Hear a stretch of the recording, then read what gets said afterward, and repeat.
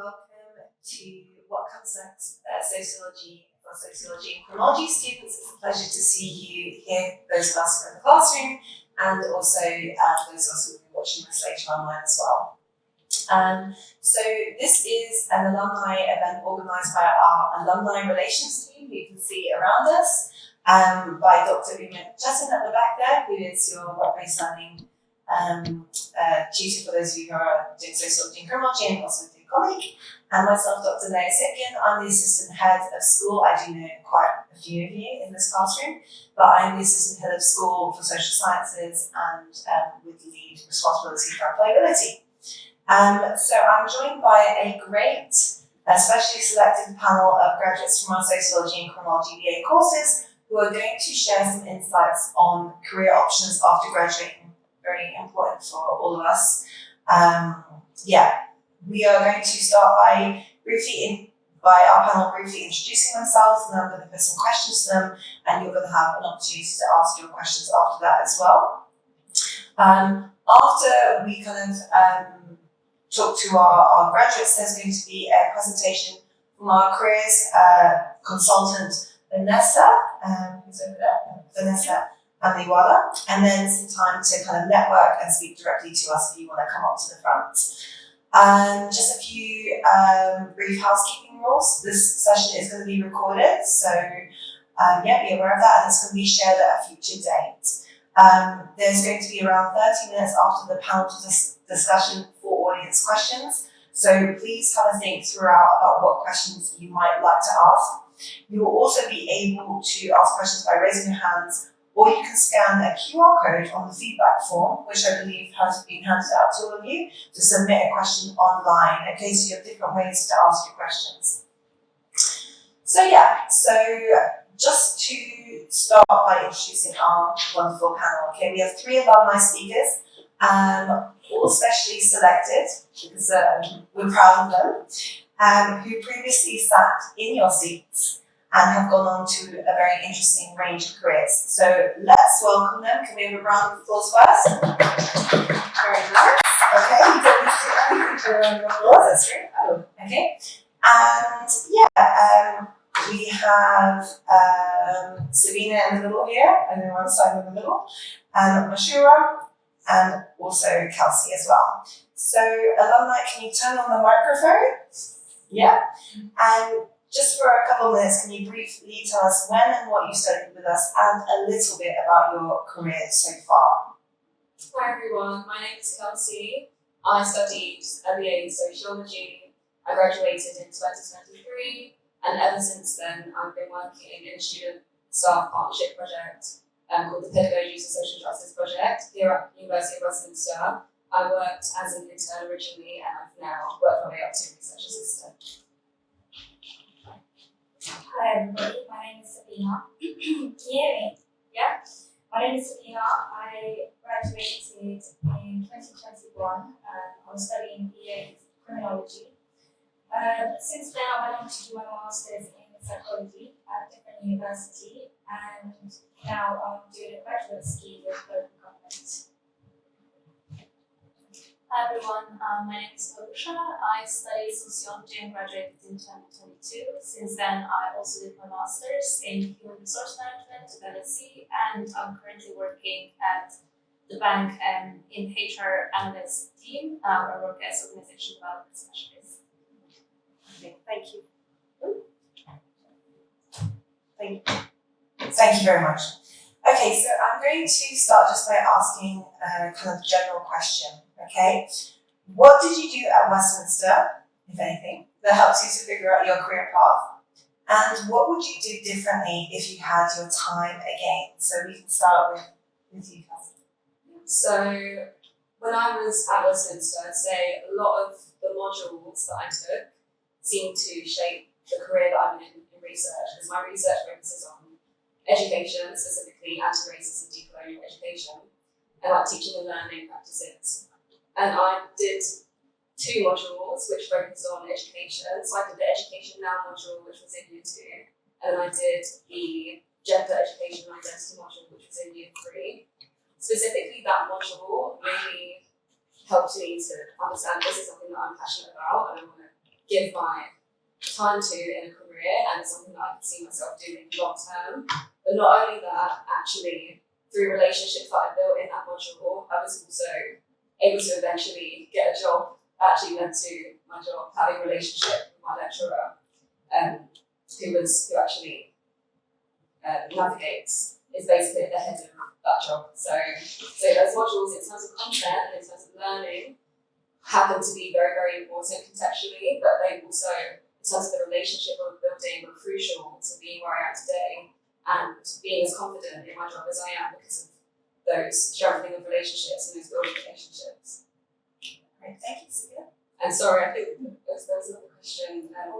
What I do differently? Did I do anything differently? But I'd say maybe talking about building relationships with people, maybe looking more into societies and meeting more people who, in terms of a career perspective, you don't know who you're going to meet in societies or in social events here or work events. I think those are really important because you might not pursue something there and then, but if you make that contact, if in the back of your head you're thinking, oh, actually, 2 years ago or a year ago, I thought that was really interesting, but I just wasn't at that point then. Having those contacts and having access to contacts is very, very important. So making sure that you put yourself in spaces to meet people so that when you do decide, when you know what you want to do in your career, whether you do know that or not, you then have access to it. Great, thank you. So I would probably echo what Kelsey said. For me, one of the biggest things was having a good relationship with my lecturers. Even if I didn't have specifically strong relationships with every single lecturer, just to have that one with just the one person, that's more than enough to help you navigate through what you want to do in the future. Because it's almost like having a mentor, but it's somebody who's already gone through all of this before you. And the other thing that I did, I don't know if there's criminology students in here, but there was a module in the 3rd year called British Criminology, and it's something that I showed interest in, and luckily I got picked for it as well. And I think in terms of moving forward, that was something I was always able to say, hey, I did this. Because I know when I was in uni back then, I did work, but I was working like retail jobs and things, and I'm sure a lot of you can relate to that. And sometimes it's quite hard to kind of stand out of the crowd when it comes to something like that. So taking advantage of like such a unique opportunity is something that I would say you should do. So even if you don't have access to that specific module that I done, if there's anything else available like that in whatever you're doing, I'd say definitely take that on board. Other than those two things, I don't think I've really done much more. So what I'll do differently if I could go back is be a lot more active. I think even like when it comes to building relationships, and even if you can't always build the relationship, but you want to keep some type of contact, I would say even if you just ask people for their LinkedIn, because a lot of the times when I was applying for jobs, I used to just reach out to people on LinkedIn. What else would I do? Also, even stuff like this event right now, I think I just never took advantage of it, and I wish that I did, because I can only imagine how many amazing people were here giving those little gems away. So yeah, thank you. So I think for me, I always knew that I either wanted to do a master's degree or kind of go into more a corporate setting, which is maybe not a very straightforward way for someone like studying maybe sociology or sociology and criminology. So I wanted to gain experience in more of a corporate setting or kind of a similar field to just get a feel of if that would be something I was interested in. So I took part in a work experience module in I think 2nd year, and I work as an HR intern. And then my last year I joined Westminster Business Consultants, which is actually a junior enterprise with Westminster Business School.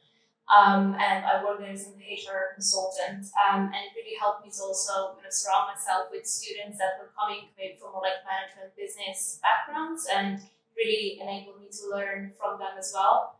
And I think also finding opportunities to connect, I guess, topics that you're interested in within your course to maybe the career or what you want to do in the future. So I was interested in gender equality topics, power dynamics topics, social structures, and kind of finding ways to incorporate that into something that might be maybe useful or could relate to your career in the future. So, for example, when I was doing my dissertation, I analyzed workplace policies, which is something very kind of related to HR, and it kind of gave me opportunities to not only explore the fields that I was interested in, but also maybe help me like stand out when I was later applying for jobs or for a master degree. What I would do differently? Yeah, I think both of you mentioned the networking. I think being more confident reaching out to people working in the industry I was interested in, because people are very welcome to just reply to LinkedIn messages and have a short conversations. Because I think sometimes it's hard to figure out if a certain career path is something you want to do, and maybe if you feel like you're not getting as much of a context directly from your course, it is useful. And maybe one thing I forgot is I think career services was also really useful into like helping to navigate and kind of your career and how to kind of get to that point. So I think that's it. Okay, great, thank you. So here's an interesting question, which is about worries, which I'm sure a lot of people can relate to. What were your worries in terms of employment opportunities coming out of your degree?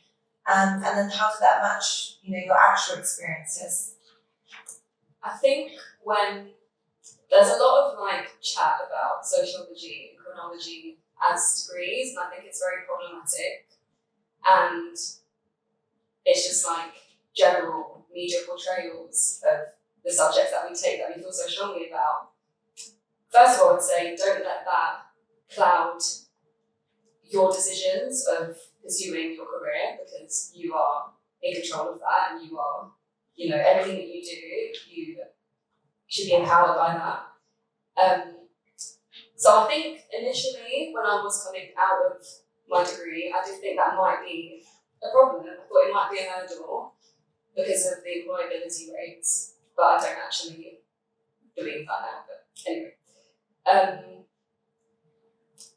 But what I decided to do was to do a master's as well. Like these guys also did a master's, kind of figure out where I wanted to put my energy in terms of career, what type of career in research would I like. I do my master's in cultural studies, and I find that I do it at SOAS as well, which specifically I went to SOAS because it's known for being a university which centres decolonial epistemologies and learning, and that specifically benefits the type of career that I want to go into and the type of research that I want to do. So really owning and putting yourself into spaces again where you can work on your interests, and if you do have a particular career in mind, I think if you're thinking of doing further studies, finding a course that specifically will benefit your career. There are so many courses out there that are very, very useful for specific subjects, especially master's level. They are very more specific, and you can delve into things a bit deeper, and you can make connections a bit deeper because they're more specific. And if you don't want to do a master's, I would give the same advice, looking for things which speak to what you're passionate about and what do you want to go to work for every day. You kind of have to ask yourself that question, because for me, work is something that we do have to make money. Money has to be made, unfortunately, in this economic climate that we're in. But also, you want to be able to wake up every morning and think, I'm going out today doing something that I want to do. So that would probably be my most. And can I ask a follow-up question there? So did you find it difficult to find employment? Did it feel like there were options for you? Like, what were your actual experiences in terms of like the opportunities in front of you? I think because I established the beginning of my career at university, I was quite privileged in that sense. But then whilst I see it as privilege, I also think that it's just me utilising what's around me. I'm very big with community building. I think that utilising people who are around you, building communities with people who are around you is very important, because you don't know in 2 years' time. I started off as a research intern 2 years ago. I'm now a research assistant. and I'm on a trajectory to stay at my workplace. So one movement that you could make as a student could be, your future for the next 5-10 years, and it could be the trajectory of your career. So so I'd say I have tried to apply for jobs that are outside of my connections as well, and that is something I'm a bit worried about, I'm not going to lie, because I have made that mark here. But at the same time, having made that mark, I might stay here now, and it's not in my career, and I'll be very happy with that. So just depends on, again, making those connections when you have the ability to, because you're not going to be here forever, you will leave soon. But also taking that with you outside of the university and using the same type of approach. Very good, thank you. And Sabina, what were your worries and how did that actually, what was your actual experience? So I'll be completely honest with you. I was extremely anxious about what I would do going into work moving forward, because I was always somebody who thought whatever I go into is what I'm going to be forever. And I'm sure a lot of people feel that way as well. One thing that I can say is that coming out of university, I've probably swerved this way and that way about 50 different times.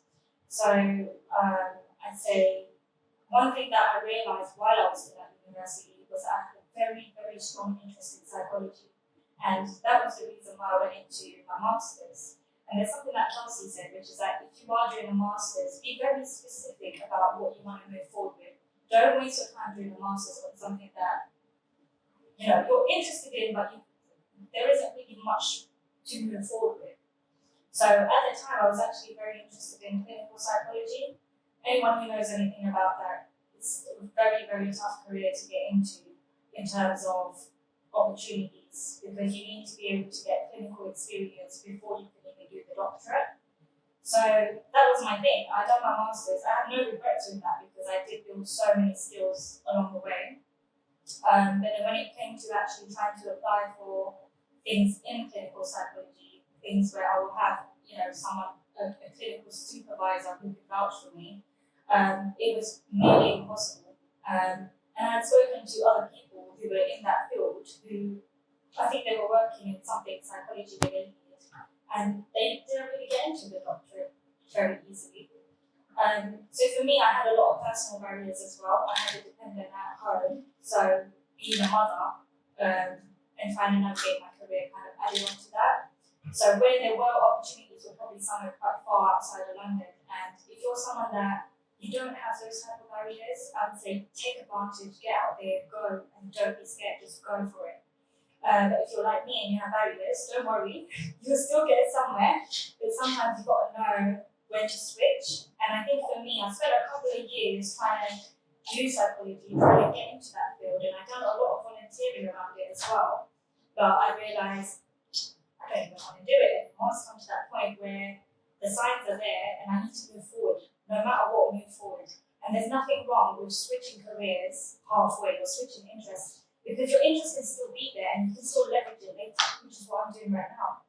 So I started, this is how crazy my situation was. I started just looking into tech because that was so big. And this is what we do, we see what the trends are, we just end up following it at times. So I did a few courses and then I started applying for graduate schemes. And I did graduate schemes with Lloyds and HSBC or whatever else.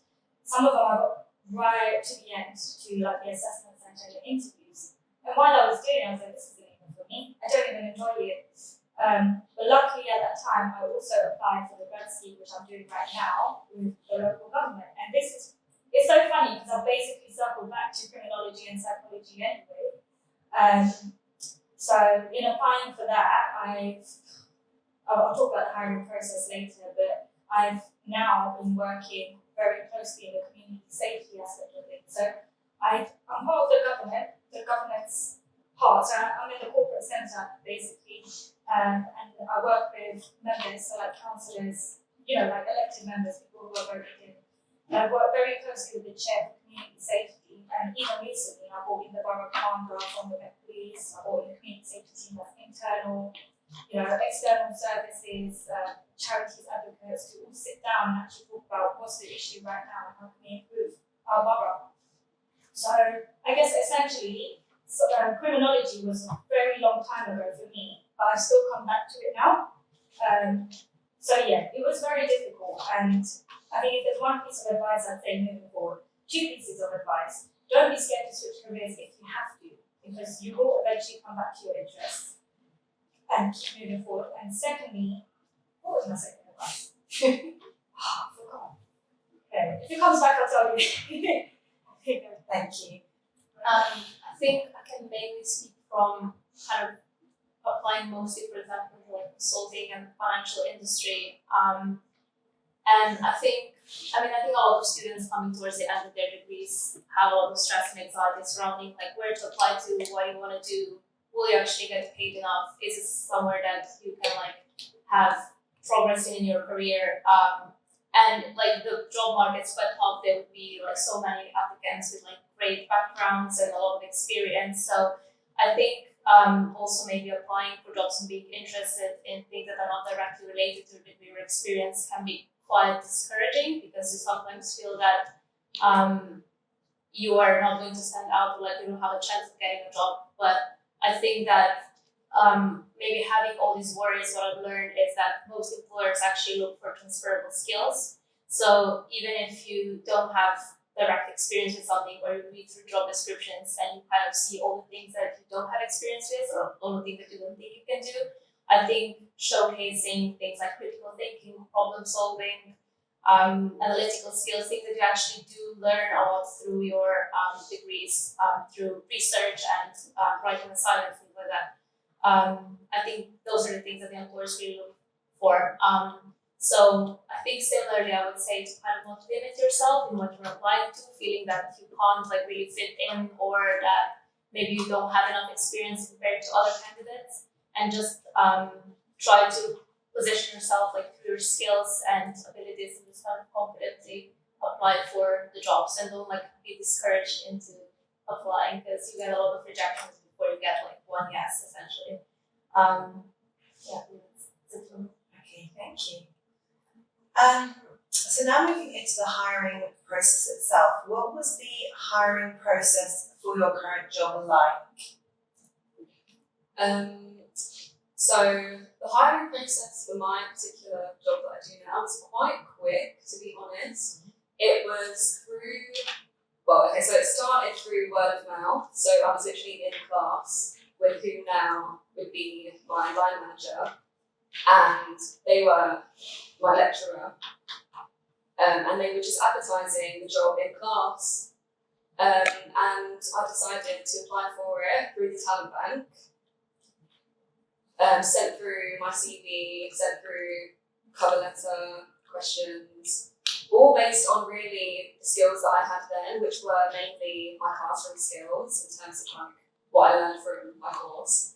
Also voluntary jobs that I've had in the past. I hadn't actually had any past in research at all, but doing a sociology degree in itself is practice of research. So that was enough evidence there to be able to apply for that job. So yeah, it was quite quick. I would say if you are looking for a job, I think the talent bank and I think the career service at university is a great place to start, because not only is it maybe easier to apply in some ways because they've got all of your details, you also are starting somewhere that you've built a foundation already. And again, going back to your relationships with people, I do think there is something in owning those relationships and strengthening those relationships through working together. And if you are interested in academia, or if you're interested in another career path that you can get to from academia, I don't see why you shouldn't, try and build on those relationships and move forward with that. So yeah. That's great, thank you. Hiring process, yeah. So yeah, what was the hiring process for your current job like? You mentioned you applied to lots of graduate schemes. Yeah. I don't want to put anybody off, so please don't be put off. My hiring process was a year long, and there was about 5 different stages. So I done the initial application, which is just like any job, obviously you need to say a little bit about yourself and why you were hiring. I done numerous situational judgment tests as well. I don't remember if they were timed, but they were right. I think by the time I got to the grad scheme that I'm doing now, I practiced it with all the other grad schemes, so I was fine with that. Then I had to do a video interview, and then I went on to do an assessment centre. Within that assessment centre, we had, I think, a group activity, presentation exercise, written exercise, just loads of stuff, and that stuff was timed. And then moving on from there was the actual hiring interview for the particular place that I wanted to go to. And it was pretty good. It was a panel interview, but as part of that, I also had to meet with the CEO and present why I'm worth hiring, essentially, whether I'm intelligent enough to take the role. There was about 5,000 other people who applied, and this was national as well. So, as much as it sounds like, oh my god, 5,000 people, because it was national, bear in mind, like hundreds of thousands of people here. So all the way through that, many people were being filtered out until we get to that last stage. I think only 5 people got interviewed to my particular one, and only 2 of us got in. I know, I just saw your mouth. Wait, how many positions were there on the graduate scheme? In the graduate scheme as a whole, I'm not too sure. Right. So, for instance, if you're applying for, somewhere in Westminster, I think they only hired 1 person. Hackney, 1 person. My place, 2 people. But then there was somewhere else they hired about 7 people. So Every borough has. every borough has Right. a different level. Okay. I think the hardest bit is the beginning, where all 5,000 of you are just fighting for your spots. But really, you're not fighting anybody. You're just having to present yourself and show, your skills, and you really got to reel into your strengths. And I'd say, honestly, as much as it sounds really, really difficult, and it is, anyone can do it. Like the job that I'm doing, anyone can do it. It's just about being able to fake it till you make it. Like, I'm sure you've heard that term so many times, but you have to just put a face up and be like, yeah, I'm it, I'm that girl, I'm that person. And another thing that I'd say is, why does my memory keep just dumping? I'd say like with that hiring process, I think just when I was initially doing it, there was a lot of people around me who, they had graduated uni before me because I had, whatever reasons that I took a gap year.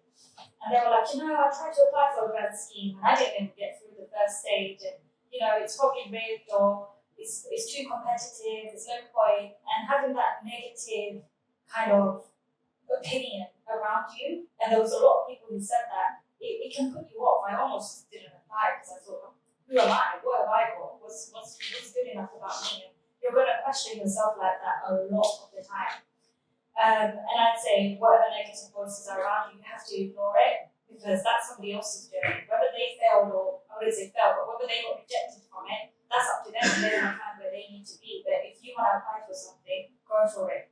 Because as I see it, if you apply for something, you have a chance of getting a yes and a chance of getting a no. But if you never apply, it's always a no. So, yeah. Great. So I think mine was a little bit unconventional. So I originally applied for a grant scheme, for a HR grant scheme at Deutsche Bank, where I work now.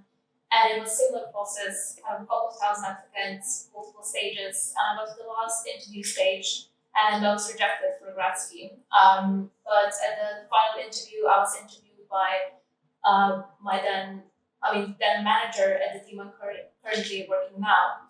So he was manager of the HR analytics team, and he reached out to me after saying if you would still be interested in the field, let me know. We could reach out to you if we have any roles. And I think it really came from just us having a really good conversation on an interview and kind of me talking about my interests and what I'm passionate about, what I want to do. And I think probably that's how he remembered or he found that I would be a good fit for the team based on my interests. So we stayed in touch, and it was a couple of months later, I was actually quite surprised when he reached out to me again saying he might have the opening, are you still interested? And if you are, just send me your CV through. So I kind of quickly on my feet just sent over the CV and kind of got internally referred for the role, got the interview with the director and got an offer a week later. So it is a bit of, I guess, not as traditional maybe way of getting it, especially coming out of university. But I think in terms of how, especially in the corporate world, things are working, it's a lot about kind of word of mouth, knowing people and referrals. So I think one thing I probably learned from it, and one thing I would advise is no matter at what stage of the application you're trying to make a good impression and connect with people and reach out to them, because you never know if they remember you, if they were interested in you and thought that you could still be a good fit even if you got a rejection at first. But yeah, so that was my experience. But other than that, yeah, it's similar. I applied to many grad schemes, and you get a lot of rejections. You just have to have a really thick skin going through it. But yeah, just staying optimistic, I think, and kind of staying true to what you're passionate about, because those are actually the things that you can impress people about and actually speak from your experience and your passion. I think it shows people recognize that you're truly interested in something, and I think it can make a difference when you're applying as well. That's great. Thank you. Okay, so where do you advise students and recent graduates to find those job opportunities? Be it the classroom itself, or talent. Your lecturers, no. But I would say, so Talent Bank is very good. There are a lot of job opportunities on there, which, whether it's like student or staff partnership work or not, the opportunity to get the types of jobs that are on Talent Bank, there are so many different types of jobs, and they're just great to put on your CV, really. It's something that you might do and then you might finish after a few months, or you might continue to, like I have. You really don't know, just depends if you feel like it's right for you. I would also say, again, career services that the university offers. There are a lot of internships on there, I think. When I was looking for jobs, I saw quite a lot of internships, and also voluntary work. It's also very good to get voluntary work. I know it's not always the most feasible, because if you're in a situation where you need to earn money, you can't always do voluntary work.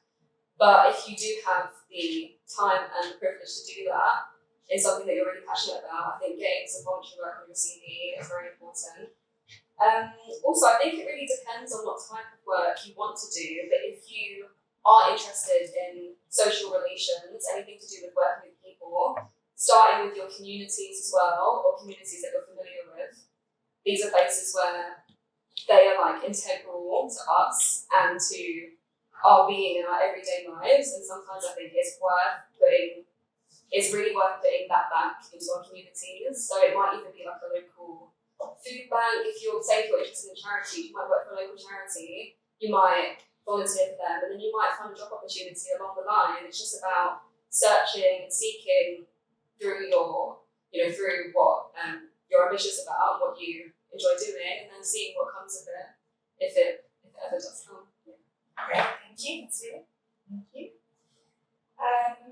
Yeah, I never really used Talent Bank, but it does sound like it's really useful, something that I really use. Applying for jobs is so hard because it's like there's jobs everywhere and nowhere at the same time, and I feel like that's something that you're going to find all the time. One thing that I did was basically applying for everything, as in where you get your ideas, you have to look around you. Look at your phone. Okay, Samsung, I'm going to see what jobs they have. Apple, I'm going to see what jobs they have. That's literally what I did. So when I was applying for grad schemes, I just applied for all of them. Yeah. I got interviewed a lot, but I wasn't interested in some of those other ones. And also, there's something called Bright Network. I don't know if any of you have heard of it, but they do courses. I'm not sure if they do advertise jobs, but I think that's something that's worth looking into. You might get a certificate at the end, I'm not sure, but it's about networking. A lot of grads that I've come across, a lot of people who are doing the scheme with me, because I often meet up with the national grads, they said that they were part of the Bright Network as well. I think I've only done one thing on it, but it is useful. What else? LinkedIn. So with LinkedIn, I don't think I used it back then, but I use it a lot now. And I think it's so important when it comes to getting headhunted. So sometimes it will do the job for you. Rather than you having to apply, you just have to present yourself, to show the work that you're doing. You're uni right now, even if it's just, hey, I've got my degree, or hey, this is what I'm volunteering in right now. And this is my experience, this is my concern, and I'm sure a lot of you can relate. Just posting and being active like that is so important. I think, Leo even said, like, a lot of us were found through LinkedIn as well. So, what else?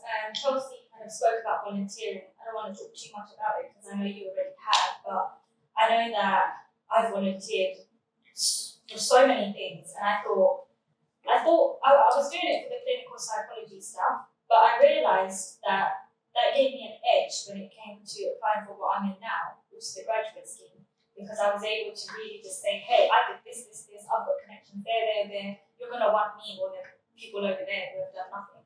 So even if in that moment it doesn't feel worth it, you're not getting paid, it just feels like a waste of time, even if it's just 1 hour out of your week, I'd say just do it. Thank you. I think I agree that there's like so many websites, there's so many jobs out there, like you feel very easily overwhelmed. I really like LinkedIn, and that might be very important to say, but I actually really like use it a lot now as well. I think also when I was probably applying, I kind of got the LinkedIn Premium because it has a lot of features that really helps you to also save time on job applications. Because you can like upload your CV in and it would recommend jobs based on your profile. It has like AI prompts, and those job applications, especially altering your CV and cover letters for each job, can take up to like 2 hours to apply for one job. It takes a lot of time to do it, so I think any sort of help is useful, and I found LinkedIn really good for that. So I think that was the main one I used. Also, kind of any sort of things that are coming from career services or like from the university side where they have job postings, that's useful as well. And then also just networking, because maybe someone who's working somewhere, they know before they even job is posted somewhere that they will have an opening, or that you might be a good fit. So if you have a connection with someone, they could let you know kind of in advance, and it gives you a benefit as well. So I think for me, I would say LinkedIn is a really good place to start. Maybe not go kind of down the hole of going through all these websites that are so overwhelming. I think that's probably the platform that I use the most at least. Okay, thank you. Now talking about kind of one way of applying for jobs, or one kind of document that's very important that you will mention, I think, the CV. Is there anything on your CV that you think has given an edge in your careers? Yeah. So I keep contextualizing the fact that I got my job through the uni just because it is the reality, but also because I think it is a great way to start a career. And through that, I've been able to develop my research career in ways where I now have publications. I now am recognised as a scholar, which 2 years ago I would have never thought was possible. But because of having those connections and being in student staff partnership, I've been able to do. I've also gone on conferences as well. Like we went to 2 conferences in the UK, to UCL and to University of Nottingham, and one internationally to South Africa, which of course is going to make any young scholar stand out, and it's an incredible opportunity. So if it weren't for really practicing through my job and having those opportunities, looking for those spaces for opportunity as well, whether it's related to the university or whether it's outside of the university, I wouldn't have those experiences. And those are definitely experiences which, I think that's quite rare to have. I have, I think, 3, including dissertation as well, because I was published in the Sociology and Criminology. Having 3 publications, it's not really heard of, well, it probably is heard of, but I don't know anyone else who has that, so it does make me stand out. It's only because I've worked really hard for them, but also because I have kind of focused on this one thing and really pushing my career further, because I know how not lucky I am, but I know that giving time to that opportunity has really paid off. So I do think when you have those opportunities, whether in that moment it feels like it's long term or short term, you just have to just go through it, and you have to think, you know, you really don't know the possibilities of what it's going to turn into. Did you apply? You applied through Talent Bank. Talent Bank. Did you use a CV to do that? So when I applied through Talent Bank, it was my boss now. They were actually the one who read through my CV and read through my qualifications along with the rest of the team. So it was my CV and it was a cover letter. At that time on my CV, I spoke mostly about my voluntary work, which was in schools. I worked with children before, so I had a bit of a background in like teaching and learning, which is what my job now is all about. It's like education, teaching and learning practices, the decolonising those practices. But I also think that having that on my CV, like I said, you can use transferable skills, like you were saying earlier, whether you have an experience in what you're applying for or not. It's about showing how do those skills show up in this potential job, looking at what is the job description saying, and how do you take what you've got and the skills you've learned from that, show how it's transferable in this job, and how you are definitely capable of doing that job because you do have those skills. Very good, thank you. Okay, so again, I'm going to be very honest with you. My CV back then was rubbish. I did have a lot on there, as in I had my voluntary work on there, I had my undergrad and my masters. I think for my undergrad I got first. So like it's good to have those things. The masters, I think that did give me an edge when it came to the graduate scheme. Actually, you know what? I'm going to take it back. My CV wasn't rubbish. It was just that there's so much competition out there that you don't know what makes you stand out. But what I would say is that voluntary work, you know, that will make you stand out. If you can show that, hey, I've worked with this organisation, that organisation, but also, you know, don't just list this was my role and this is the company. If you can put a few bullet points or like things you achieved during that and changes you made to the company. I remember once for an interview actually, I said, "Oh, you see that company there? During COVID, they didn't leverage things like social media very well, and they'd be bringing in everybody for like Teams meetings every hour, and it was just such a waste of time." And I remember I said to them, I spoke to the director about, "Hey, let's just make a group chat, just something so simple, to be able to send messages out." And of course, because for the director, it's like it's their company and they were a bit protective of it, I said to them, "Look, I'm happy to do the pilot. I will take charge and I'll do it for you. And then you can see whether you want to move forward with it." So she did that and she loved it. She just carried on using it. But being able to use those small little anecdotes and say, "Hey, look, I'm innovative, I'm creative, and I've got guts to sit down and tell the director that, hey, you need to change this." So sometimes it's not just in the CV, it's in your level of charisma and being able to say, you know, for me, I didn't really feel like I was doing a lot, but that little thing, I think to other people sounds like a lot. So yeah, with the CV, it's a double-edged sword. Like it can get you very far, or you can have so much amazing stuff on there, you'll still get rejected. So I know that sounds like a really weird answer, doesn't it? Okay, if there is one thing I'd say that did actually give me an edge, which I know did kind of come up in interviews a lot, was that British Public Criminology module that I done in uni. So I know volunteering is great and all of this, and definitely add it in, but if there's anything very unique that you know it's a niche area, something that not a lot of people have access to, that's what will give you the edge. But personally, with the graduate scheme, the CV is not the most important part of the process. Just have a really good grade in your degree. Have a 2-1, but aim for a first. Get a first. Forget 2-1, get a first. Show them how amazing you are. Thank you. I think you mentioned all the things already that I think one of the things that people sometimes forget is just like the basics of the CV, and I think probably if you have a session with a careers consultant, there's like a particular way to format it to be a one-pager, to be concise, because those are the things that I think do matter and recruiters do look for them, employers.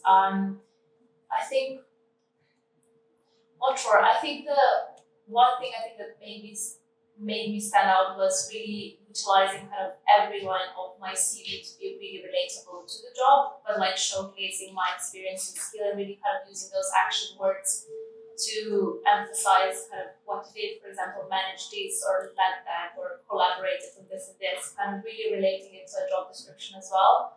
And I was really interested, for example, despite some work experience or the volunteering work I have in my CV, that it was really interested to talk about my dissertation and the research I did, either at my undergrad or my postgrad.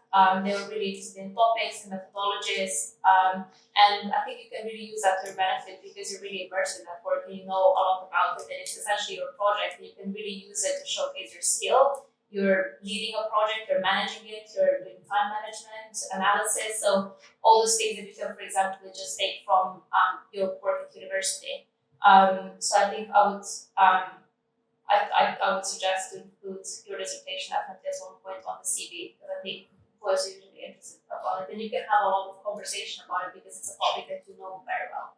Did you just put the title of the dissertation?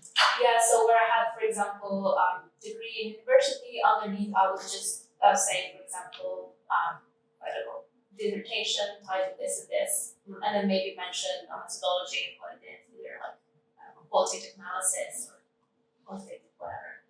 So you kind of just tease it, and then people usually ask about it. And then if you have to attach cover letter, maybe you write a line or two about it, and it's you can have a really good conversation about it in the interview and you can showcase your skills for it as well. Okay, thank you. I think we have time for an additional question, by the way. So I'm going to ask you this question here. Do you have tips on how to find your way if you're unsure about what you're interested in? Because I know a lot of people are not exactly sure what they want to do afterwards. So what advice would you give about finding your way if you're unsure about what you're interested in? I think it's okay to take your time. I think there's a tendency to think that as soon as you finish your degree, you need to get a job in that week. You need to finish and then you need to graduate and you need to go and get a job. But that's not reality. It's okay for it to take longer than that, and it's okay to take your time navigating through it and figuring out what is important to you. Where can you see yourself? What can you see your everyday life being like? I think that's a major component of it as well. Like, what type of job suits you as an individual? Because we're all different and we all have different needs. And what your everyday life looks like, it's going to be based off of those needs, and it's going to be based off of your interests. And also, if you do feel like you need to do more studying, that's also okay. If you feel like that's necessary for your career, your chosen career, or what you think you might want to do, that's absolutely fine. I'm in my second year of doing a part-time degree, and even though it has been 5 years of studying, I'm so glad that I did it. And I'm glad that I took the time that I did, because I wouldn't be the same person and I wouldn't be so confident knowing where I want to go with my career if I hadn't taken that time. So yeah, most importantly, just don't worry about things having to be, so quick. Just allow yourself to take the time that you need, and I'm sure you'll get where you want to get. Just make sure you look for the opportunities. Make sure you're making time for opportunities. Like you said earlier, even if it's voluntary work once a week and something that you think you might be interested in, it's just worth going and putting that time in, and just following where your heart decides to go, but also, what works and what fits into your lifestyle and the things you want to do with your life. You said something about, sorry to take it, but you said something about like figuring out what you want your work life to look like. Do you mean like online? Like, what do you kind of mean by that? So in terms of lifestyle, so I'll use my work as an example. I do hybrid work, so it's actually mostly remote, so I mostly work from home, but I do have to come in for meetings sometimes. But that's because being a part-time student, I'm able to work and I'm able to still go to uni 3 times a week. And it works really well. I work about 15, sometimes up to 20 hours, but I'm also at uni for maybe up to maybe 6 to 10 hours a week as well. So it really is about personalising it sometimes. If you can find a job that allows you to personalise it, your life will be so much easier. And you don't have to put that pressure on yourself to get a 9-to-5 job where you have to wake up, 7 o'clock every day. If that's not going to work for you right now, that's fine. If that does work for you in the future, that's also fine. And if that never works for you and you always work a hybrid job, like what we're in at the moment, the way the world is going, the way that work is developing, a lot of jobs are hybrid. And I think that's something that with our generation, we're quite lucky to have in a way because it gives us that work-life balance a bit more. And I think we should really use that. So yeah, just think about your lifestyle, what you want. If you are the type of person to wake up and want to be around people every day in an office, because I find that sometimes I'm at home and I'm like, I wish I was around people right now because I like being with people. I enjoy feeding off people's energies. But I'm also very grateful that at this moment, whilst studying and whilst being able to work, I do have the privilege of doing it at home sometimes. Thank you very much. Thank you. So the problem with being unsure about your interests is that you're like me and you're interested in absolutely everything, or you're the opposite and you're interested in absolutely nothing. And I think trying to navigate that is extremely difficult. And even trying to advise you on that is very difficult. If you are someone sitting in either boat, I'd say you have to explore everything. You have to get out there and explore. You can't just sit there and be like, oh, I don't want to do it. You can't. You have to be strong. You have to be smart. You have to be active. Yeah, you have to be diligent because nobody else is going to get you out there and get you that job or get you that career. You have to be strong. You have to do it yourself. So I think when it comes to your interest and trying to figure out what that is, I'm not saying you have to know it right now. Just like Kelsey said, you're not always going to know, and it's something that you'll figure out along the way. Like I said, I had so many curveballs. Like 1 minute I wanted to be a detective, the next I wanted to be a therapist, and now I'm in governance, should I say. And I found that this is where my interest actually is. But I never would have known if I didn't explore and if I didn't just apply for everything. One thing I wanted to actually mention was, it's hard to regret from where I'm sitting now because I'm so happy and content with where I am right now. But over the years, I've had so many regrets. And one thing that I always think back to is, I think this time when I was in university and I applied for voluntary work with the Met Police, and they were interested to take me on. And I had a voice around me at that time because I was in a very dark place at that time. There was somebody that was like, no, don't do it. And you know what? I didn't do it. And I remember sitting on so many interviews after that, like, oh, this is something I could have spoken about if I just done it. So, you have to take every opportunity. And I know not every opportunity even comes your way, but you have to find it. You have to be that person. You have to be a bit of a narcissist, if I'm honest. Like, you have to be like, I want to the world. Have those delusions of grandeur. Think, you know what, one day I'm going to be the CEO of something. One day I'm going to build my own business or whatever. And you may, along the way of having that type of winner mentality, winner mindset, find where you need to be. So, bottom line is, be active, don't give up, and explore. Just keep exploring and take every opportunity. Even with this graduate scheme, I almost didn't take it because of whatever personal things were going on.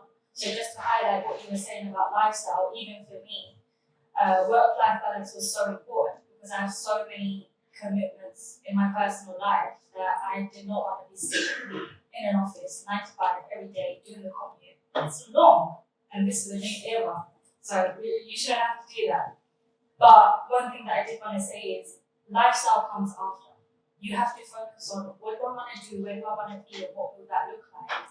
And sometimes you do have to swim the ocean to get to the land, as in you have to do the hard work, and you might have to start off in a lifestyle you don't want to be in, and eventually build your way up to somewhere that you do want to be in. So, yeah. Thank you. I think I would say get information and the research the companies, research job fields you're interested in, because maybe you're interested in a lot of things you think you could be a good fit, or even if you're not interested in anything, you have no idea. I think just sometimes you also don't know what you don't know. So I think, and it doesn't even kind of end when you get a job. Like I'm in a similar position right now where I'm a year and a half into my job, and I do the same thing. I get myself a notebook and a pen, like pen and paper, and kind of write things down and do a bit of research of what roles I would be a good fit for, or what fields I'm interested in, explore the companies. But I think sometimes also what's on the internet and how kind of the companies present themselves can be a very, like they try to obviously put their best foot forward. So I think it's really good to speak with people who have experience in certain companies or in certain roles, because you can get more of a kind of realistic view of how it looks like. Because you could think that like a certain job or a certain career is like very shiny and bright, and it might be a really like special thing that you really want. But actually speaking with people who are experiencing it, you could realize, oh, this is actually something that I cannot imagine myself doing at all. So I would say again, like try to reach out to people. Like LinkedIn is a great source. Speak to maybe like people that you know that work in different fields, people at university, and yeah, just get information, because I think it's hard to figure it out with kind of not knowing the details. But then also keep in mind that something that you decide to do, you're not deciding for the next 40 years of your life. Like it's very easy nowadays to switch careers as well, and people do it all the time. So also not putting so much pressure to do the right thing or like the right decision, because inevitably you will learn something from it, you will get new experience, and you will also learn from the job what you don't want in your next job, for example. So it's constant. I think it's like a constant thing of trying to figure out what's your next step going to be. So I think it's about like research, getting information, but also experiencing it on the way. Thank you very much. So this is going to be our final question for the panel, before we give you the chance to ask questions yourselves. So final question from me is, what top pieces of advice do you have for students navigating their careers? And maybe if you can think of top 2-3 tips, or how do you want to put it like that? Yeah, I guess kind of echoing what we were just saying. Don't be too hard on yourself. Give yourself time that you need. That's one point. Also, do stay motivated. Don't let anything get you down. Because we're in, whilst there are loads of jobs out there, like we've all experienced rejection, and rejection is very common, and it's something that we just have to deal with in a society where work is a thing. It's just going to happen. So don't get down about that. Stay strong. And also, again, just take your time, and yeah, I do believe things will work out, but you just have to just keep motivated. That's all I'm saying. Thank you. So the first thing that I'd say, and I think my co-panelists have mentioned it so many times, every time I give the mic away, I realise I should have said this, just make connections. And I think sometimes you'll hear that type of advice and be like, okay, I need to make connections, but how? How the hell do I do that? And I think it's a matter of everywhere you go, you have to leave an impression. How do you leave an impression? Goes into my next tip, which is show your personality. Don't just sit there and be like scared and timid. I used to be like that, but now it's just about be yourself, be authentic. When there's an important person in the room, don't think to yourself, I can't approach them. The other day, I was in a workshop with. I know I'm kind of digressing a little bit, but I was in a workshop with some of the scrutiny counsellors that I work with, and it was to do with like improvement. And the CEO was there, and I remembered I only spoke to the CEO that one time during recruitment. And I thought, should I go, should I not? And I spoke to my colleagues, like, just go. And I was going to be that timid person that couldn't go, and I thought, I'll forget it. And I went and approached him, shook his hand, spoke to him, and he was like, oh, I actually do remember you. And he was like, we've not been able to chat since then. And I'd love if we could sit down and have a chat. You see, that's how you make connections. Just be bold, be brave, and just speak to whoever that person is. And also, take advice from your seniors or anyone who has kind of walked your path before you. Kind of like right now, I hope you're going to take some of this advice. But everyone can be your mentor, but at the same time, some people are going to give you the worst advice ever. And it's going to sound very cliche. I feel like I've said a couple of things that sound cliche. I'm trying not to.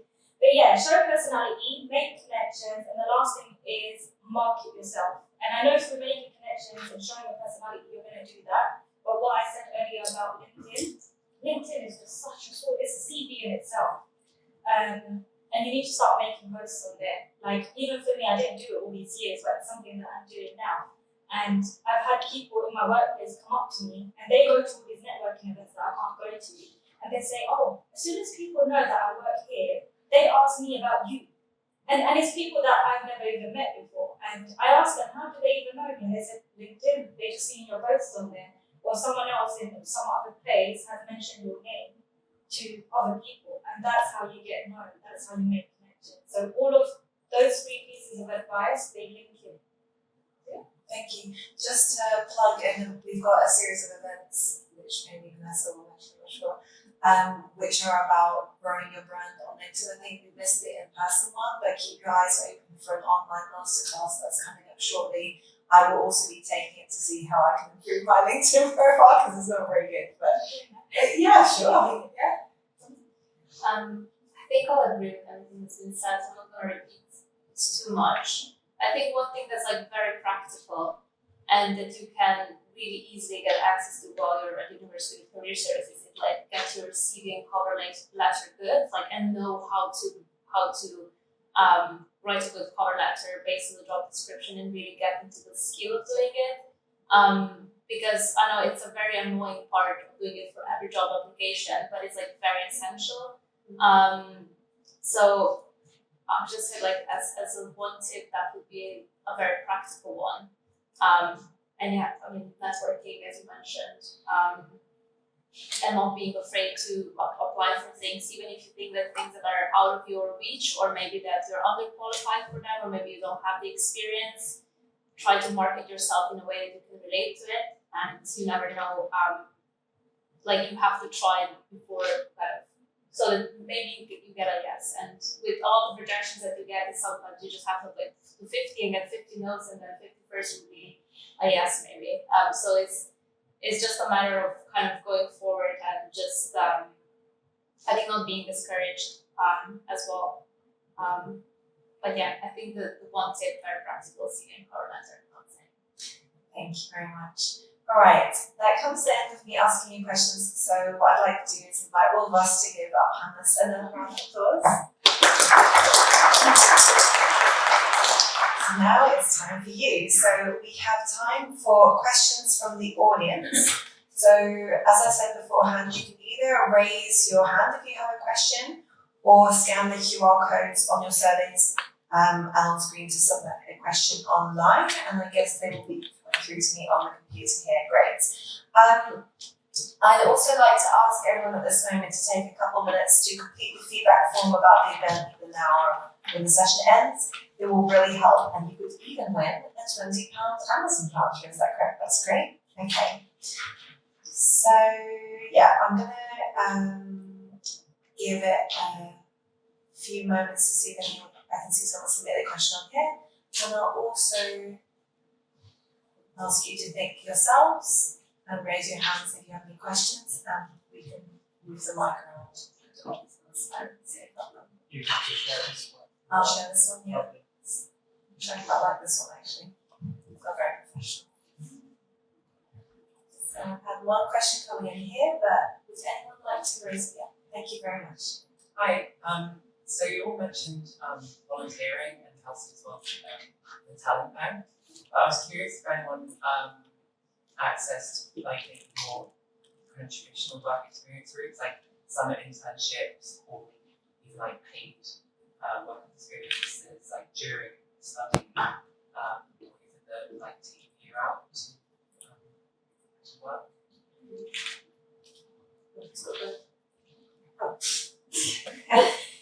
So the question is about not just getting experience with volunteering, but also like where do you find information about like internships or like more official placements and things like that? Yeah.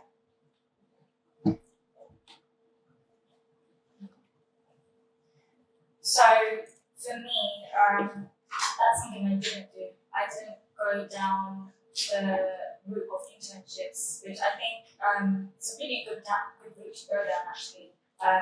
because I know a lot of people who start internships will never get into that company anyway.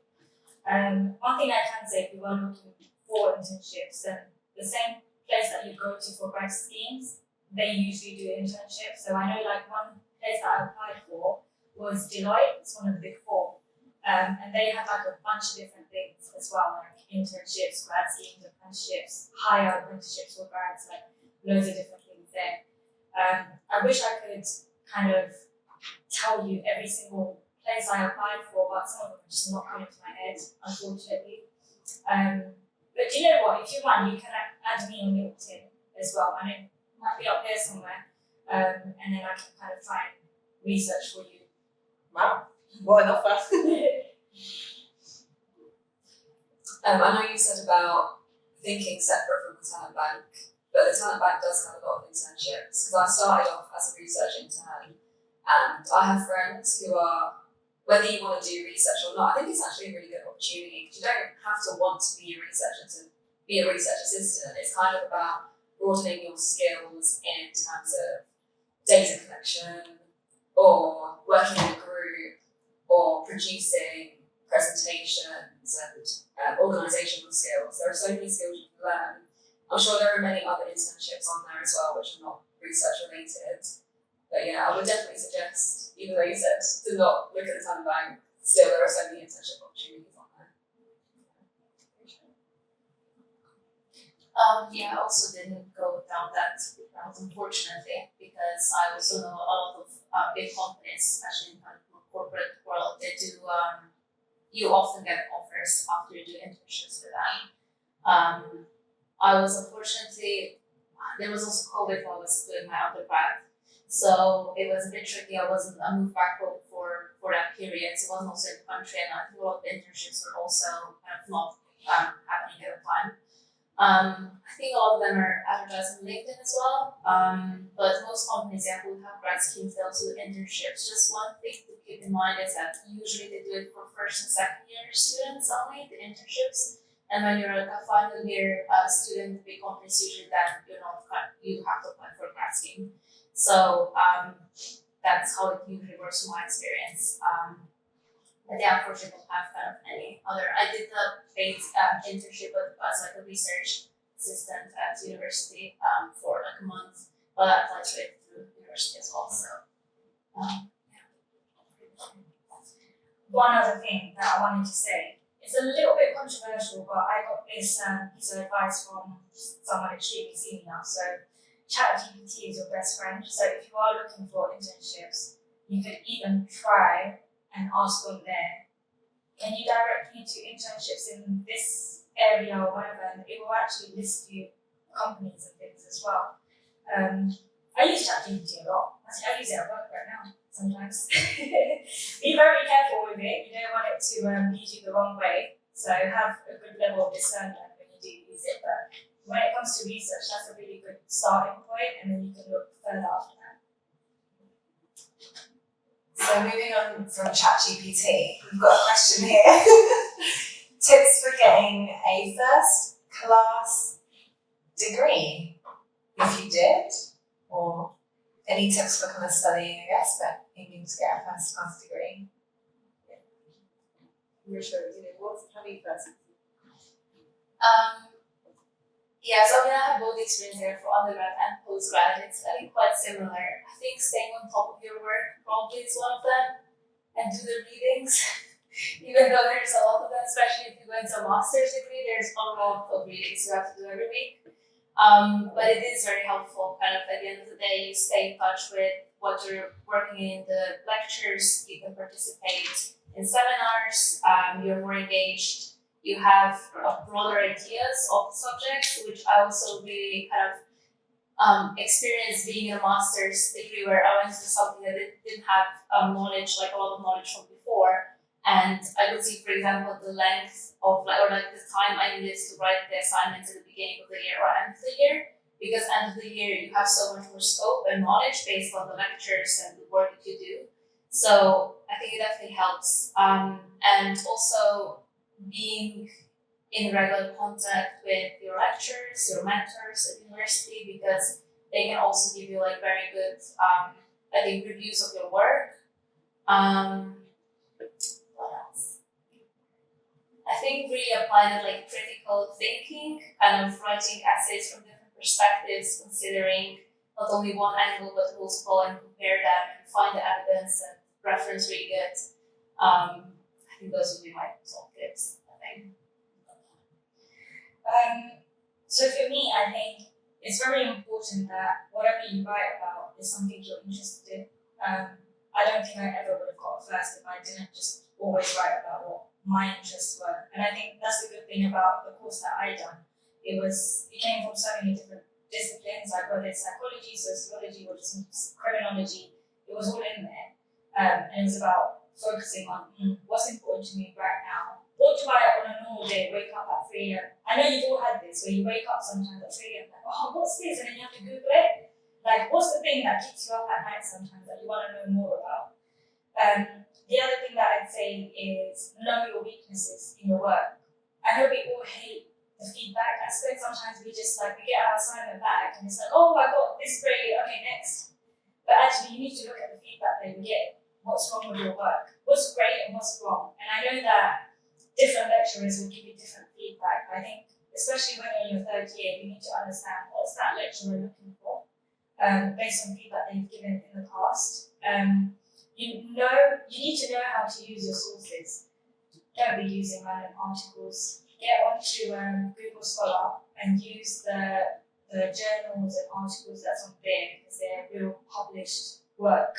And that's a very important part. That's where you'll get some of the marks. And when it comes to actually writing things from those sources, I would say don't just kind of copy and paste anything. You put it in the direct quotes. You can do it once in a while, but know how to summarize like a chapter or a paragraph or whatever it is, and always link it. So it's really good to kind of, use that strategy of point, evidence, explain, and then flow it into whatever's next. Like how you write is just so important.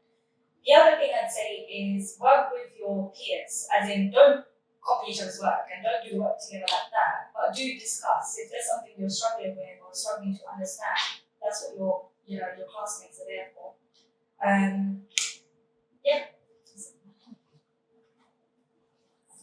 Yeah, everything that everyone has already said, really. I would say two separate points. First, about staying organised with your work, so making sure that you dedicate time to writing and reading.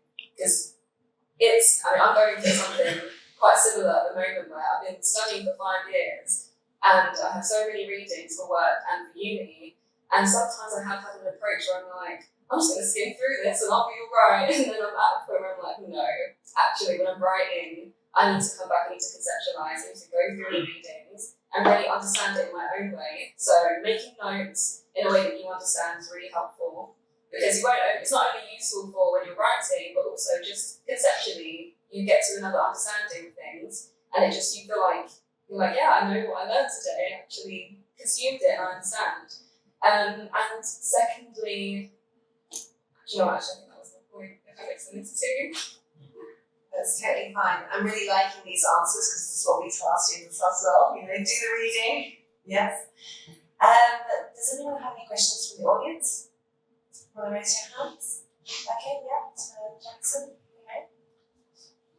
Hi, are there any additional qualifications or skills that you've done that you recommend to students? Very good.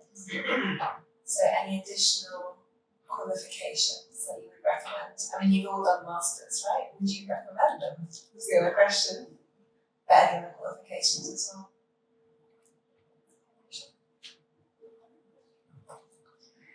I guess as I said earlier, if you do want to do an additional qualification, there's nothing wrong with it, it's great, but you have to know where you're going and what direction. So I did do my psychology masters. I'd say there's moments where I regretted it because I didn't even get into that career, but then other times I'm like, it actually gave me an edge, and it's something that, it was a lot of personal development in that sense. And I also did some other random qualifications, actually, like the tech stuff, what was it? Python or something. I don't know if you know anything about tech, it's that stuff. Yeah. So LinkedIn, they have like these courses, and you can log in using your university email, I think. So I done a lot of the courses. Did you see my LinkedIn? Because it was on there. LinkedIn Learning. Yeah, I put the thing on there. And I'd say that actually was helpful when I was trying to get into my tech grad schemes, because I got in all the way to the end as well for that. So I'd say if you do want to do courses, just make sure it's something you want to do, like as in moving forward. I think on the point of the masters first, I would recommend it if you enjoy the academia and you enjoy being at school, I would recommend it. If you don't think you do, then maybe not, because I found in my experience it was tougher than undergrad. It's also only 1 year, so while it's a lot of information in 1 year. You're writing a dissertation in 1 year as well and applying for all the jobs. So it is a lot of things you have to consider. But if there's something that you're passionate about and you want to do it as an additional qualification and you feel like it's going to get you the career or like it's necessary for the career that you need, I would recommend doing it. In terms of other qualifications, I think any sort of like technical skills or courses, in my experience, it was more related to like analytics, like Python, Power BI, SPSS, also being efficient, like Excel, PowerPoint. Those are the things that you probably need in almost every job nowadays. And those are things that you can access through LinkedIn Learning or probably also through university, maybe. I did when I was doing my master's course, I did some of the courses being there. And then also when you enter a career, a lot of employers also offer additional like education and courses. So, for example, in the year that I've been working in bank, I did quite a few of them. So I think it's important also when you look, for example, for a job, asking what are they offering in terms of your learning and development, because the market is changing very quickly and you need to be adaptable in terms of your skills. So I think any sort of courses in more like technical specific skills that you think are important for a career or are applicable for something you're interested in, I think are good.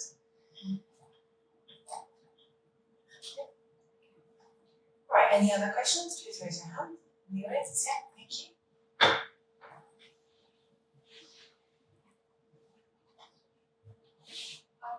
know that this isn't something that any of you are doing right now, like the career paths that you've taken, but do you have any advice based on like friends or whatever who've gone into more like social work or non-profit organisations?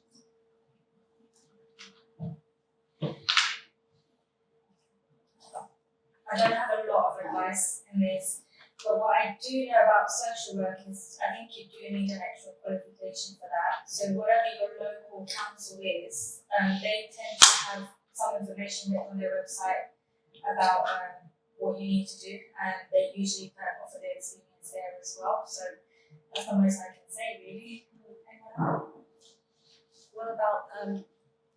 What about non-governmental organisations as well? You mentioned NGOs, like charities. Charities are NGOs. Yeah, I mean, the only thing I can say that relates to this is that one of the people I work with now, they used to work for an NGO and then they went into business. They actually changed careers, but a lot of what she learned from working in an NGO, where she still was doing like some research here and there, was very transferable to what she does now. I think having the degree that you have in itself, that will make you stand out because it's like a specialised degree basically for what you want to do. So yeah, I think utilising those skills in your CV and anything else that you decide to pursue before applying for those jobs is probably the best that you could do in that situation. Yeah, look at any qualifications which would help in that. Okay, thank you. Sorry, I think you were about to say something. I was just going to say I'm happy to pick that up with you at the end and give you some specifics. Thank you. Yeah, and I think what Vanessa's just kind of said, I'll be happy to give you specifics. Is of course we do have a careers employability service who will be able to support you with your individual paths as well. I mean, I just googled graduate scheme social work, but I'm sure they have a bit more information than that. Any other questions from the audience? I've got one online as well, but please raise your hand. Oh, Uma. Mine will be a general kind of feedback and the question. Okay. I can wait. No. Let me ask the question that's come up here and then we can go to you. Yeah. So this is a very good question actually. What are some tips for effectively linking your university course and experiences in your job applications? And I think you've kind of touched on that already, but how do you actually bring in your courses and your experiences into your job applications? Yes.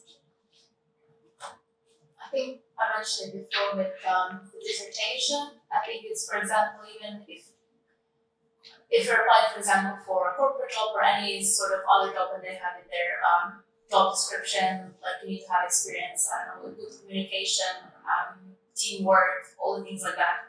I think you can easily link them to university. So, for example, with dissertation, you're essentially managing the whole project, start to end. You are not only setting up your plan, you're doing research, you're writing reports, you're writing kind of the arguments within it. You are exercising your critical thinking, problem solving skills, you're managing time.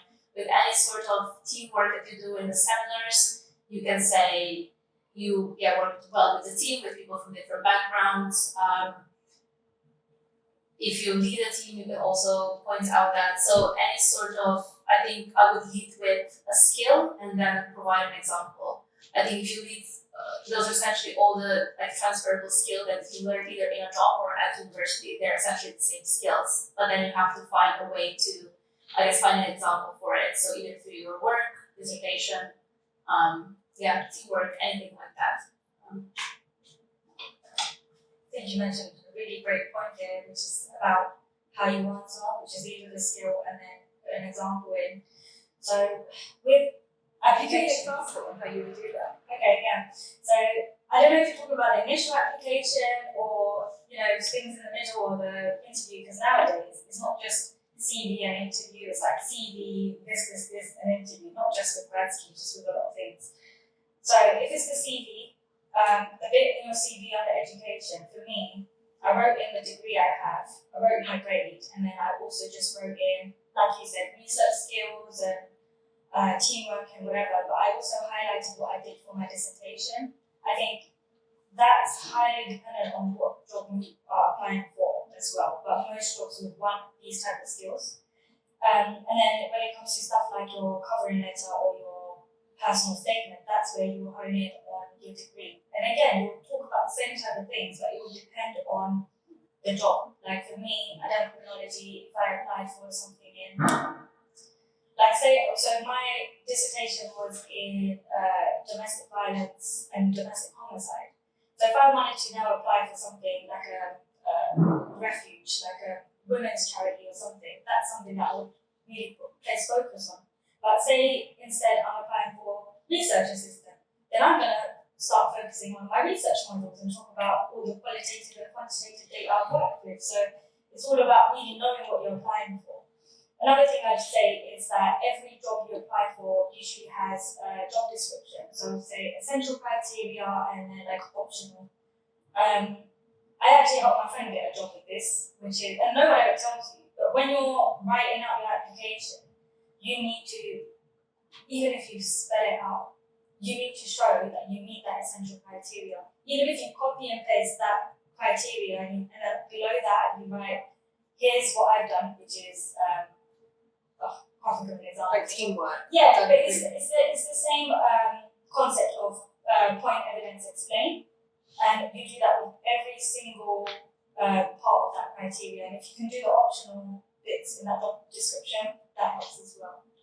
And then when you come to the interview stage, I hope you're taking notes, right? When it comes to the interview stage, again, you place focus on that. If you don't have enough experience when it comes to the practical side of things, or it just doesn't seem relevant, but it always is. But if you can't speak about your work experience, then that's where you'll speak about your university experience. And again, I'd say focus on the unique things that you've done, which some other uni student probably didn't do.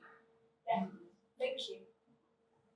Yeah, I think kind of echoing that as well, thinking about what have you done, what roles have you maybe done, maybe you were a student rep, maybe you did a presentation and collaboration. You have to literally go through everything that you've done, which when you're in it might seem like insignificant things, but these are the things that are going to be seen as transferable skills. These are the things that are actually building your skill set professionally. So I think, going through that, having a list of all the things that you've done is so helpful. Literally anything that you do, even if it's, I don't know, say you might be in a society as well, and you might have a job role in a society, you might be social media manager or something, writing that down and having a list of all the roles you've had at university, or maybe even all of the skills like your presentations, have you done open evening, things like this, they really make you stand out. And these are things that you can definitely use in your CV. I've used that like 100 times. Even now, I still talk about being a student rep and like go to meetings and stuff because it's so relevant to stuff that you're going to be doing at work. Constantly we're mirroring what the workplace is going to be like. So looking back at what you've done, making a list, even if it's in like your phone notes, it's always good to be able to refer back to things and add on to it when you can. Thank you. So we're kind of running out of time here, but do you have a very quick comment, or is it? Just a very quick comment, if you don't mind. Yeah. Just thank you very much, and kind of listening to all of your stories and journeys.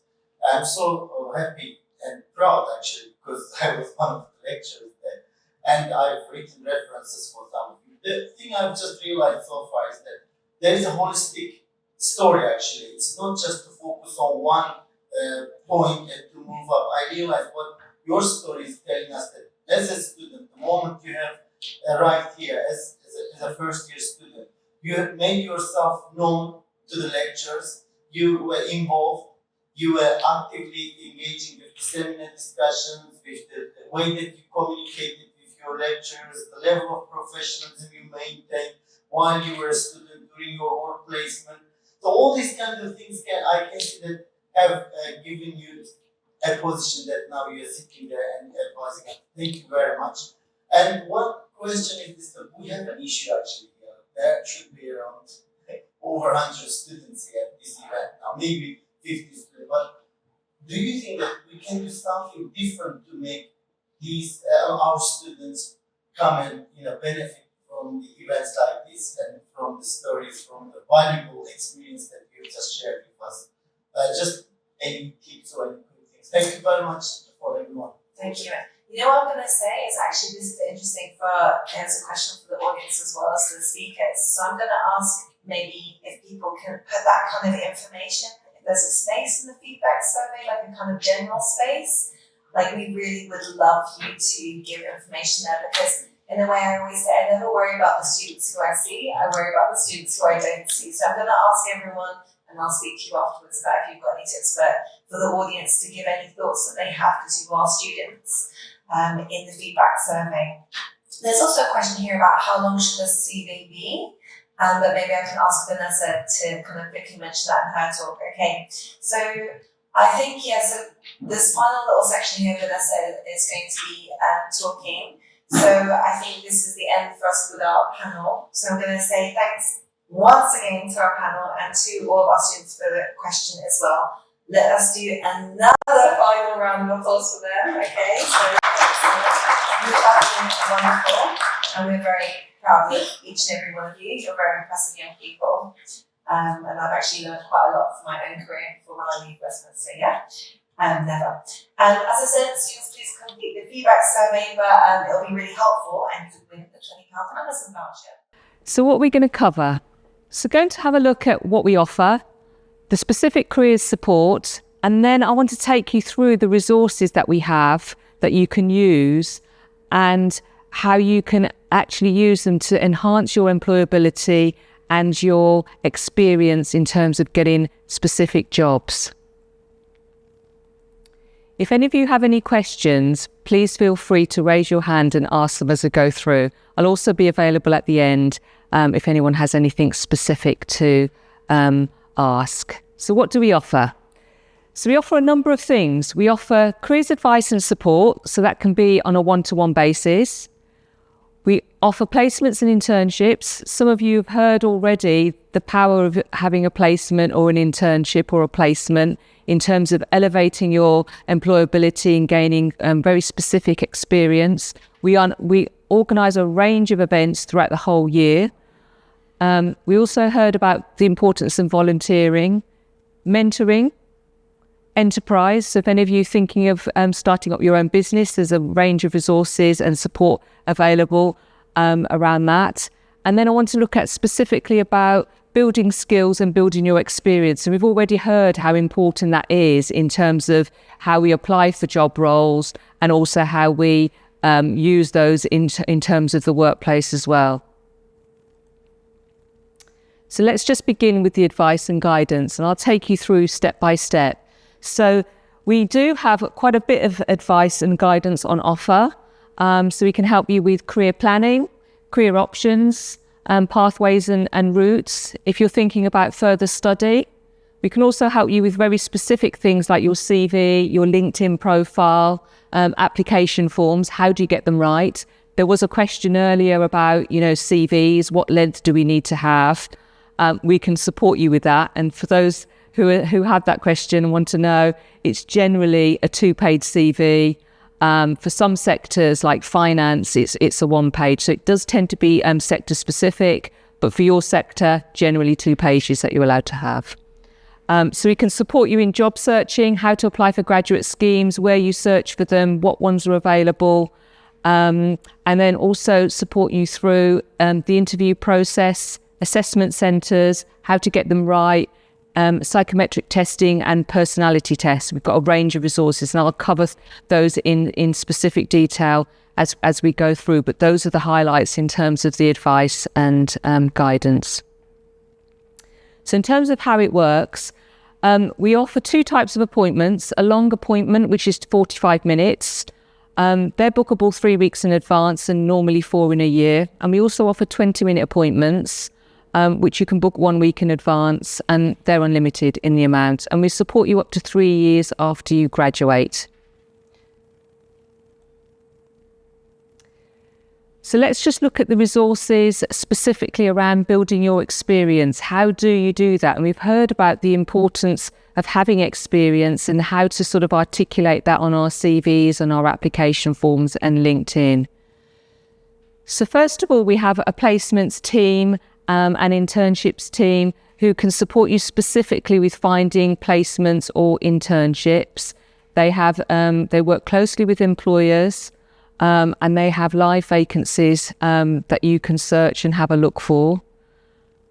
We also have in-person sort of placements and virtual internships. So if you're looking to get some experience and have got certain commitments and are not able to do something in person, we do have what we call virtual internships, and that's through a platform called Forage.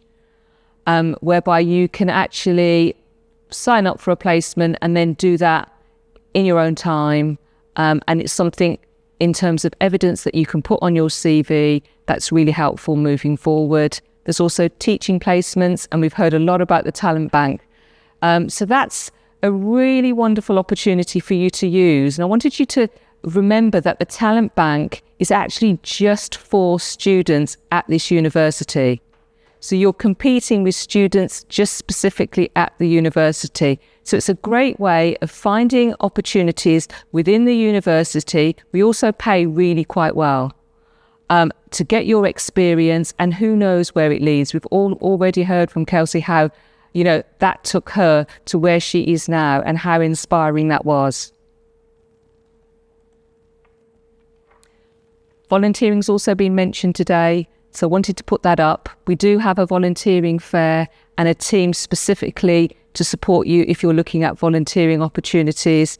It's a really great opportunity for you to explore different sectors and gain different skills, especially if you have got a number of things that you're interested in. You can sort of try them out through sort of volunteering, and it can be just as little as 1 hour a week or longer, depending on what your time commitments are. And it's an opportunity to learn new skills and also give something back to your local community. if any of you are thinking about setting up your own business, or, working for a startup maybe, there's a range of specific support through the We Network about sort of enterprise. They'll be able to support you through how you set up a business, what you need to do.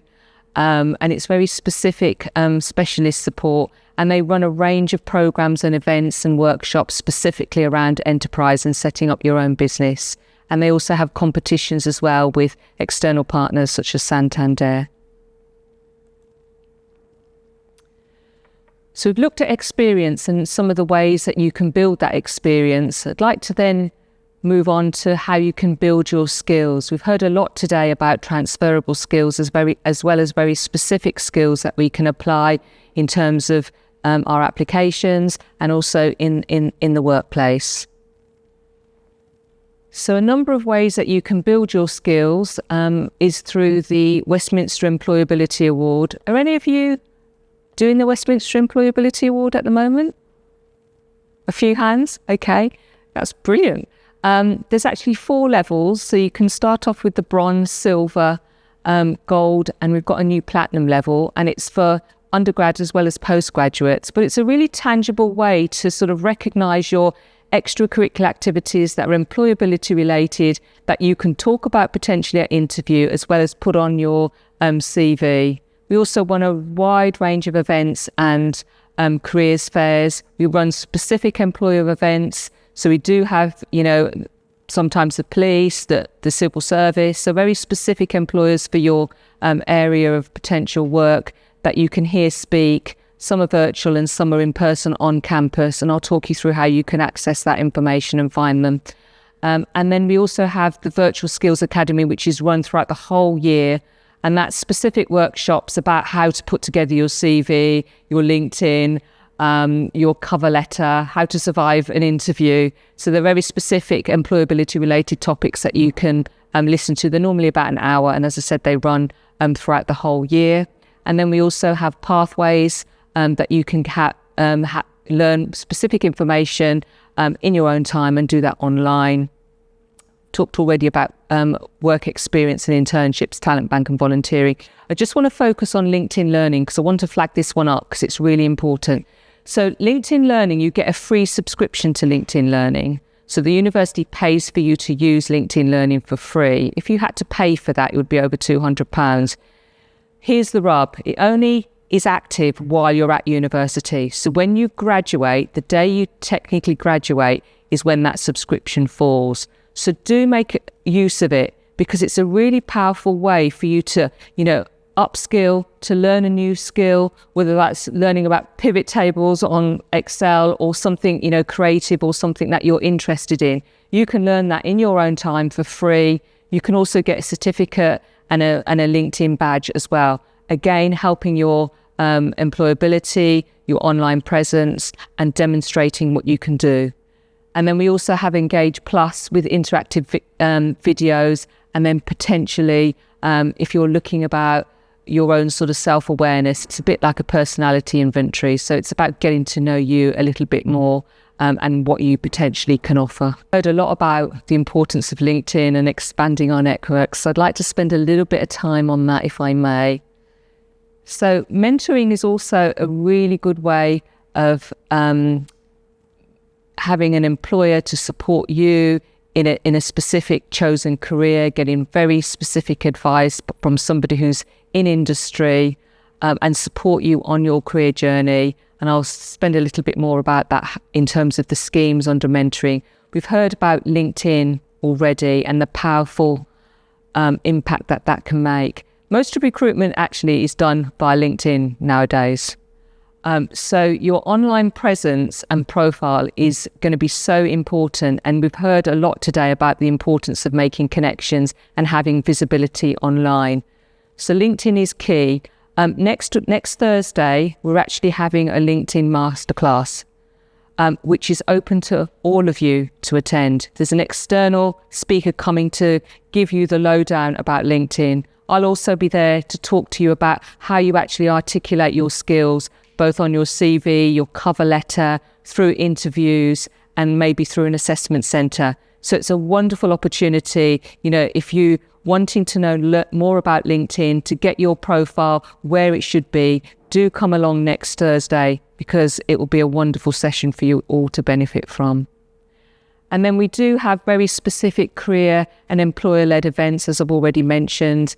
The other way to expand your network is, through student societies, student union. If any of you are student rep, we've already heard that that's a really powerful way to put on your CV, as demonstrating some of the things that you do and how that can actually be used also in the workplace to sort of highlight some of those transferable skills. Also professional bodies, some of you may be student members of those. That's a way to get involved, build your network as well. I already mentioned mentoring, but just to highlight, we've got 2 specific schemes on mentoring. So one is called Future Ready Mentoring, and then the other one, which is open while you're at university as well as also while you're graduating. It's an opportunity to ask one-off questions to an industry expert, maybe in your chosen field, which can support you and help motivate you if you're looking at a specific area of work. So I'd like to spend the rest of the time looking at the very specific resources that are open to you that you can use, and they're literally at your fingertips. I've already mentioned about pathways. Pathways are very specific resources which you can use to sort of dial up your skills and experience and knowledge about sort of very specific things. So it might be about how you make that transition from university into the workplace, what you do when you actually graduate, applying for very specific roles if you maybe have a disability, how you really discover your earning potential and true value. We've got a pathway on that. And we've heard a lot about, keeping motivated and resilience. We've got one specifically about resilience. And then also about, finding work experience with a startup or looking for sort of part-time work as well, and how you go about doing that. So all of the things I've mentioned are on Engage. So if you remember just one thing, just remember our Engage platform. It's where you can access everything that I've already mentioned. And I've put the QR code there. This is what it looked like if you've never logged into it.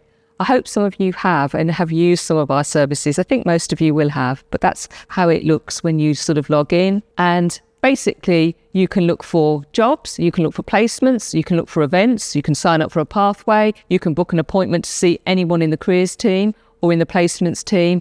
This is where you'll find everything. If you're looking at a volunteering opportunity, you can look at opportunities and put the filters on and then look at specifically volunteering. So it's literally where you can access everything that I've just mentioned.